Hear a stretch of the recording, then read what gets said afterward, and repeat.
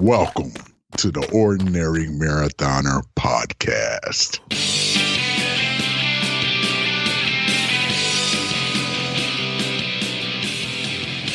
Hello and welcome to the Ordinary Marathoner podcast. My name is Coach Scott. I'll be your host today. It is Friday, April 2nd. Hope you guys had a great week this week.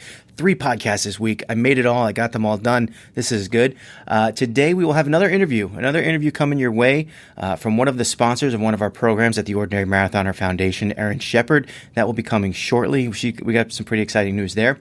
The exciting news, I think, for the foundation this week is that we have just started.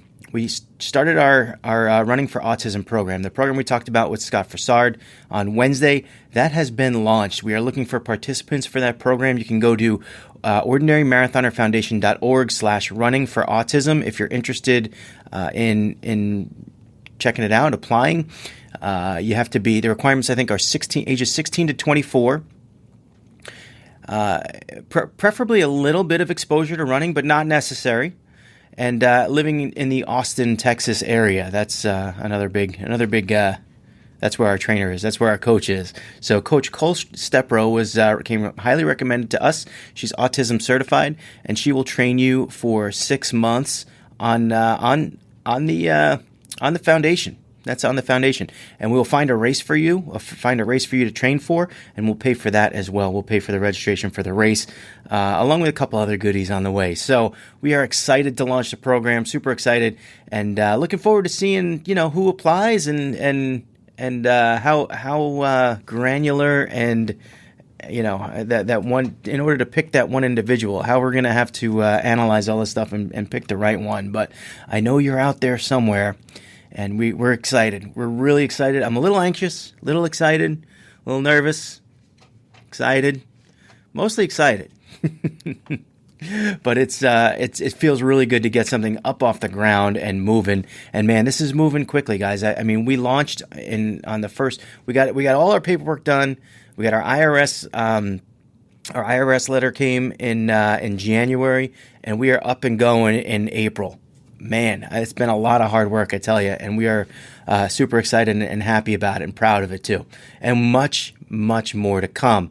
The Ordinary Marathon is open for registration. We're up to about 50 registrants, I think, but looking to expand that. So get on over to ordinarymarathon.com. Register for our race. It's going to be really cool this year. There's lots going on. I'm going to have more information for you during our interview with Erin Shepherd, but even more after that. So if you haven't registered yet, go check it out. We are also approaching the date, sort of like the drop dead date, where if you don't get your registration, and you may not be able to get a shirt, you may not be able to get a personalized bib either. So try to work on that. If you can, get on over there to ordinarymarathon.com, get registered for the race. It's going to be a really great time, and I'm really excited about this race this year. And actually, on that note, let's not even waste any time. Let's go right to our interview with Erin Shepherd. All right, I am here with Erin Shepherd. Erin, welcome to the podcast. Hi, thank you. We want to talk to you today a little bit about the Ordinary Marathoner Foundation and your involvement in it. You are a member of the advisory board. Yes. And your sort of your cause, I would say, why you got involved has to do with the deaf and hard of hearing. And I want to talk to you today in terms of the Ordinary Marathon and the foundation itself, and just sort of ask you a few questions and I guess, and talk about the cause and sort of why you're behind it and what you want to do with it and how it works with the foundation. So why don't we start there, Erin? Why are you involved with the cause, deafness, hard of hearing, and what makes it special to you? So this is a kind of a big, broad subject for me. A lot of people don't realize that I have actually severe to profound hearing loss myself. I do wear hearing aids, but I'm also completely fluent in American Sign Language. I lost my hearing completely around the age of 19. So when I'm not wearing my devices, I am deaf. I hear nothing.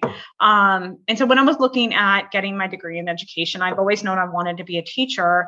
I found the field of deaf education, and I thought, perfect, because then I'm able to not understand my own hearing loss and understand my own place in the deaf and hard of hearing community, but also be able to educate kids that are also in that community. So I have my bachelor's degree in deaf education. I have a master's degree in literacy, and my expertise is in language acquisition and literacy for deaf and hard of hearing kids.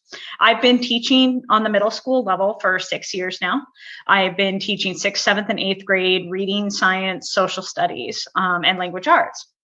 And one of the things that I have noticed in the middle school, on the middle school level, is a very large hesitation of my students to get involved in any kind of sports. They don't tend to ask to join the teams. They don't try to put themselves out there. At one point, we were about 3 years ago, I had a student that we were talking about soccer.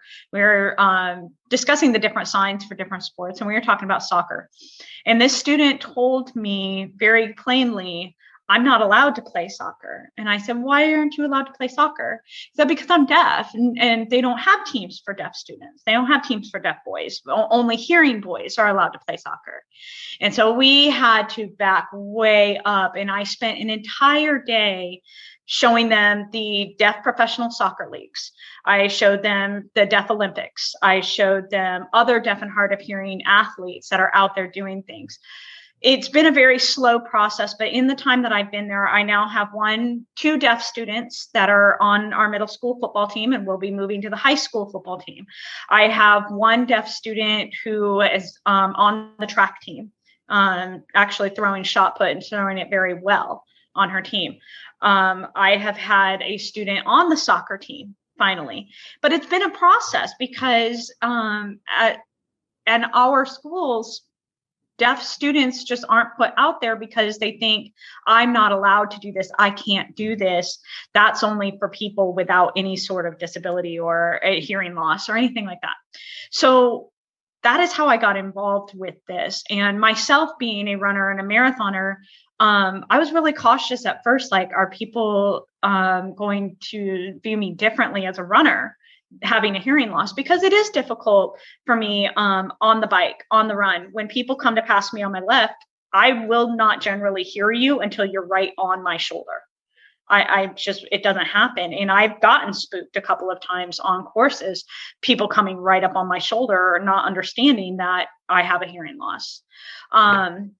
And so that's why I've really gotten involved in finding ways to get kids with a hearing loss involved in sports and educated about healthy lifestyles and things is just really, really important to me. Yeah, and you know, something that a lot of people won't know about me too is that I had grandparents that were both deaf, and so we kind of we have sort of a connection here with this cause. And one of the things when I started thinking about the foundation and building up the charity was who can I get to get involved in certain programs, and man, this is just right down your alley, I think. So, and you know, I went to college at Siena, and before I got there, they played football against a school called Gallaudet, which was an all deaf school. And very interesting that they would have a giant drum on the side of the field, and that's how they would snap the ball. Is they would hit the drum and they would feel the vibrations and they would snap the ball. And they weren't bad either. They were very good. So it's almost heartbreaking to hear stories and hear you tell stories of kids that just don't feel that they can participate when they're very likely more than capable of not only participating but being very successful. So it's very sad when you think of it like that. What do you foresee yourself doing with in terms of the foundation and how we can get sort of a program off the ground to help these kids? Well, first, I want to address one thing you said about Gallaudet.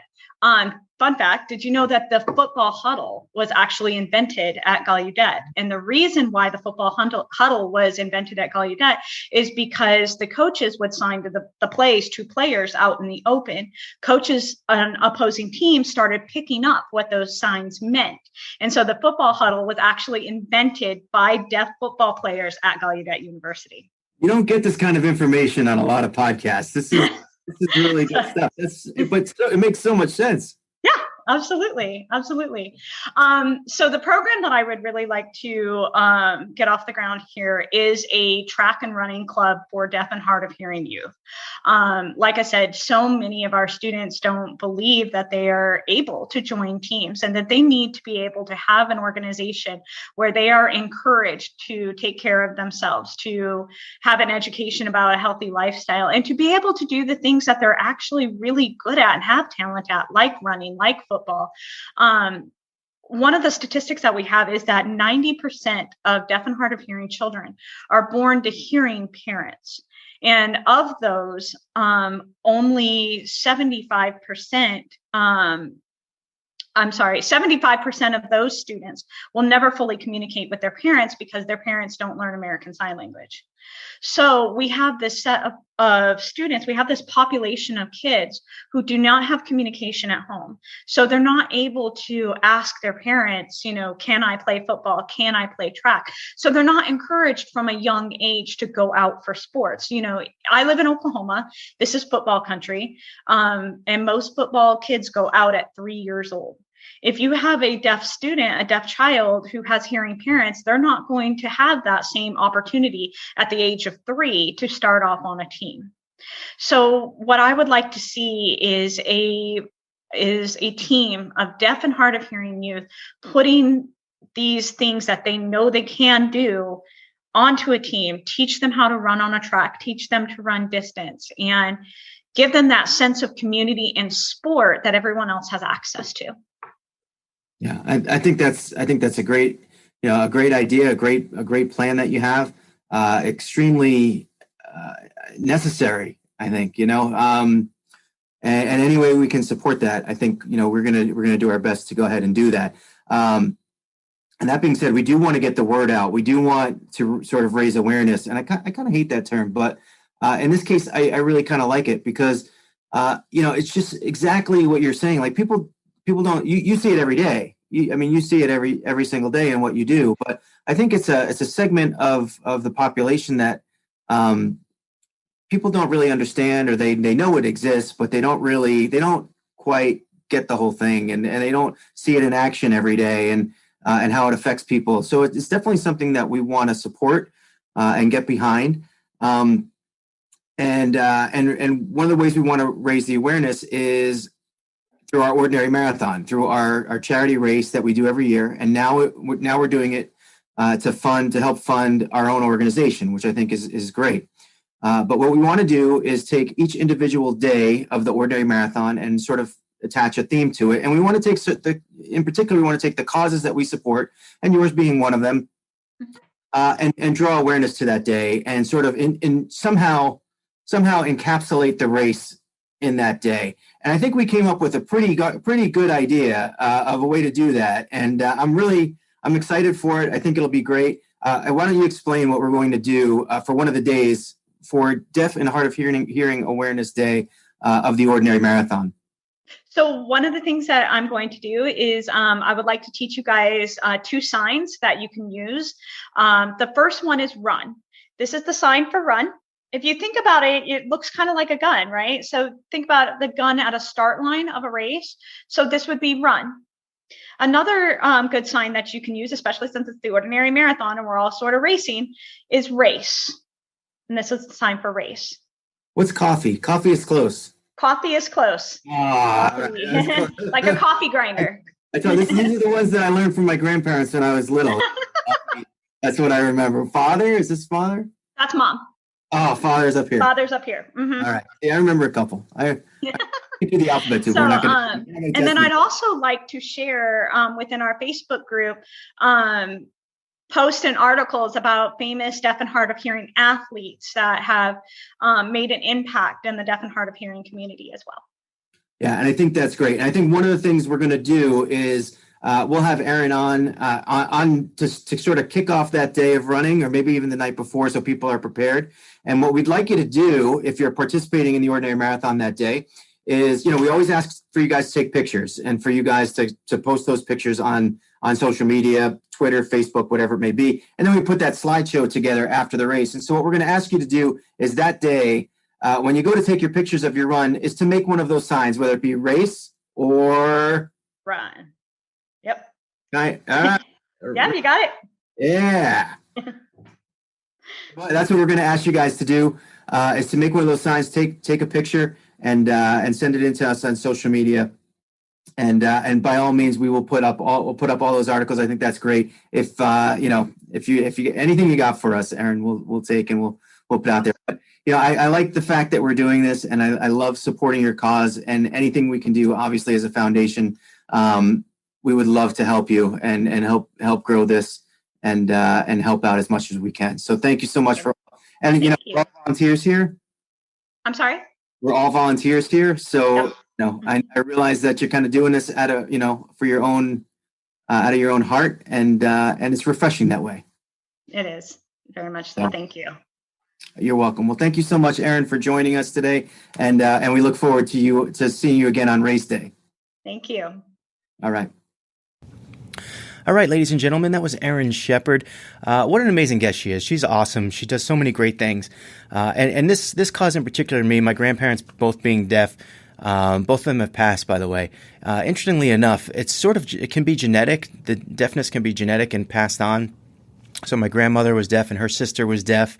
But my grandfather was born hearing and then became deaf. And so in the genetics, luckily for everyone so far, no one has been born deaf, including all my brother and sister and all of our kids. So knock on wood. But it's a great cause that she's doing. It's great work that she does. Obviously a cause near and dear to her and to me as well. I tell you, my father used to tell me my grandfather was a phenomenal baseball player when he was younger. So it's almost sad when you think that kids may not be participating in athletics because they think they can't do it because they're deaf. When there's professional football players I remember that were hard of hearing, and it is possible. It is possible, and we want to do as much as we can to encourage athletic participation within that community. So thank you so much, Erin. Very excited about implementing the run sign. Let me see if I remember. It's like there we go. It's that. It's a little tough. It's a little tough to do. You kind of have to do it in stages. But this is the run sign, or you could just kind of do the race one, right? The race one's easy, but the run one that's the good one, right? That's the good one. We want to see you out there taking pictures with your little race and run signs. Do the run sign. Do the run sign. It's so much cooler. It's just a little harder. It's a little harder to get down. But super excited to kind of implement that into our ordinary marathon charity race, which will go to benefit the foundation, which will then in turn help Erin's program get off the ground and flourish. And I couldn't be prouder than what we've been doing so far, and very excited to kind of just move things forward, bigger and better, and get things moving here. Man, it feels so good. It really feels good. Let's just talk training really quick. Well, first things first, there's no races this week, so I didn't forget.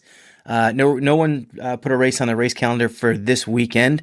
So you guys are out there on Easter weekend. Just, take care of family, take care of things. I got it.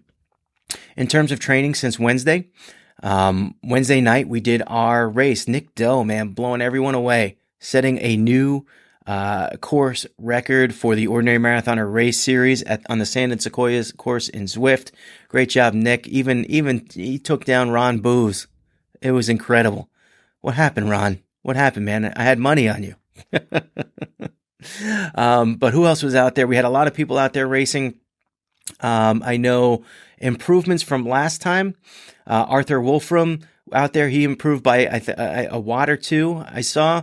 I improved by like 4 or 5 watts. I think 4 watts and maybe like 15 seconds or something like that on my time. Mike Romans, poor guy, he keeps getting dropped on these rides. His Wi-Fi drops, and I feel bad for him. But he's out there training. He's doing good work. And we had a couple new people too, so it's nice to kind of establish those new times, and we'll see if you guys can beat it next time. Nick Doe, though, he improved by like 70 watts, and I think most of that was because when he did the race the first time, he's still kind of new to Zwift, so he was holding back a lot in the beginning, and then kind of put the turn on the gas at the end.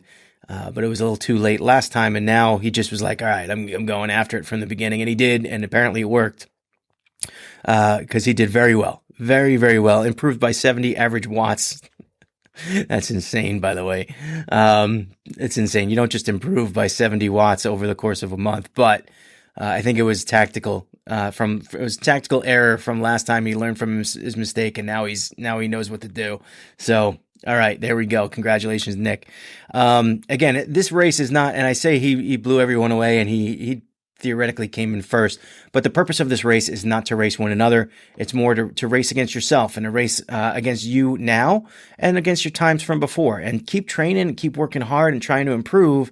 And then this is the way you're going to be able to see that improvement. You're going to say, all right, well, I did this time and this watts, and we'll put them both out there. So, there is some tactical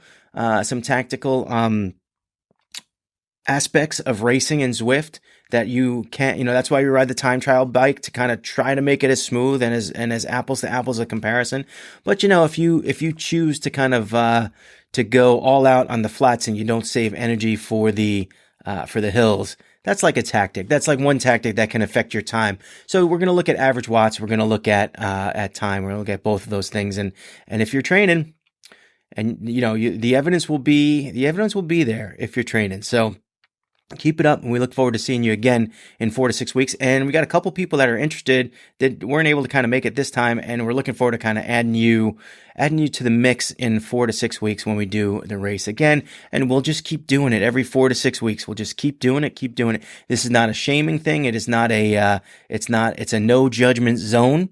So if your performance goes down, I applaud you. I will applaud you for having the guts to go out there and do the race when you perhaps knew that you didn't train very hard, or maybe on race day, things are not right. Maybe you're sore. Maybe you did a lot of workouts the day before or something like that. But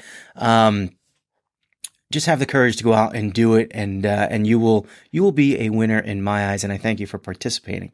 So we did the race on Wednesday night. Thursday morning, guys, I got to tell you, I don't know if you can tell, but I'm a little hoarse. I got a little congestion going on. I woke up Thursday morning at 4:30, and it just was like bad. It was bad. I felt terrible, and I didn't get up. I didn't do the morning ride. In fact, I was almost not going to do the trivia ride on Thursday night, but as the day kind of progressed, I felt a little bit better and better, and I don't want to miss those, because those are so much fun, and it's really picking up speed and momentum. A lot of people showing up. We probably had about 25, 30 people there last night, and man, it's so much fun. The trivia is so much fun. You guys keep me on my toes, and we did live stream it too, so you can find that at the Ordinary Marathoner live stream YouTube channel. Head on over, hit the subscribe button over there too. I tell you, we've been kind of stagnant on YouTube subscribers lately, and I am the guy that overanalyzes that. So like maybe 2 months ago we were at 188. And I was like, ooh, we're at 188. And then we lost 2 in like one day. And if you're out there listening, you were one of those people. I noticed. This is what I do. I notice it drives me crazy. It dropped to 186. I was like, ooh, we lost 2. And then it went up to 187. I was like, all right, we got one back. Let's get some momentum. And then last night I plugged it in, and we were back down to 186. So we lost it. You get a person, you lose a person. But we want to kind of get that just going up. We want the upward momentum. So please help us out over at the YouTube channel if you can. Love to have you over there. We have, what else did we do? So Thursday night, that's kind of all the workout I did on Thursday, was that I just wasn't feeling so hot. Today, Friday, it's all about this weekend. It's all about this weekend. So we have, Steph, I'm going to kill Steph, but that's okay. I'm not really going to kill her. this is going to be like evidence. No, we have a loaded schedule on Saturday. We have a loaded schedule on Sunday, and man, it's going to be hard. We have to take our daughter somewhere at 9 a.m. tomorrow. So it's one of those things. If I want to ride or I want to do something, I got to get up at 6 o'clock in the morning on a Saturday, which I really, really, really was trying not to do. But we'll see. Maybe I will. I haven't really been running enough the last few days, so I'd like to get a decent run in. So that has to be part of the plan. So the question is, do I do it today? Do I do one of those things today so that I can kind of check the box and move forward to tomorrow? And then Sunday, we're not even going to be there. So Sunday night, we're traveling. Saturday night, we're traveling into Sunday morning. And and we'll be back on Sunday afternoon. But man, that's one of those things. You don't want to come back on a Sunday night, right? And try and have to do a workout. That's especially a long workout. It just doesn't work. It never works. So, I have today, I have tomorrow, and that's kind of where I got to squeeze things in. And today is a busy day too, but I'm trying not to think about it. Do what you can when you can and get it done. That's kind of the theory today, and for the weekend. Do what you can when you can. And if you have to get up early, I don't want to think about it, but yeah, I'm probably going to have to. Anyway, that's all I got for you guys today. That's it. Kind of short podcast, but we did have that Erin Shepherd interview in there for you. Very excited about the future of this group. And you guys are killing it, and all the support that you guys have been giving us. You can donate to the foundation, by the way. Still, donations are always open. This is going to be, I'm telling you guys, this is going to be big. In the long run, we're going to look back at this and say, wow, remember when Ordinary Marathoner Foundation started? And it was just this little group of people, and now it's everywhere. Now it's nationwide. Now it's doing great things that are being recognized. This is where it starts, and that's where it's going to grow. So I thank you guys for listening. I thank you so much for being a part of it and supporting us. If you want to support the podcast itself, you can go to our Patreon page, patreon.com/ordinary marathoner, and join one of those tiers. You get, and we'll announce your name on the podcast and also include your name on the scroll. That's going to be in about 5 seconds after I tell you every day is an ordinary day unless you make it extraordinary. So get after it, guys.